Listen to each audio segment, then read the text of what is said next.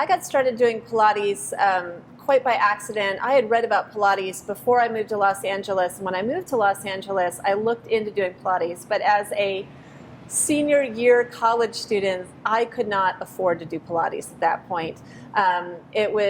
The Pilates community was still fairly small at this point. It was the mid-90s, and Pilates was starting to grow and to expand, but it was still a very small sort of insular community, and it was all on the west side. I was living in Hollywood. It was sort of difficult to get there, and I didn't feel that I had both either the time or the financial means at that point to be doing Pilates.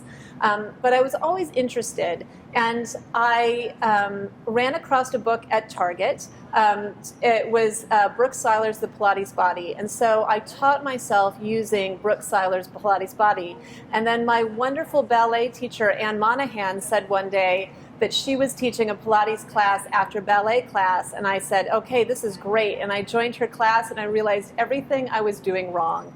And it was at that moment that I realized why you had to have a teacher, because even though you can follow the instructions, you can be feeling like you're doing them, you can watch a video, until someone is looking at your body and telling you and looking at you and seeing with a critical eye where you're out of alignment, where you're cheating, because we all cheat, all bodies cheat. They take the easiest route. So until someone is watching you and is very eyes on and can give you the corrections that give you 100 times more benefit instantaneously out of an exercise, it is the key.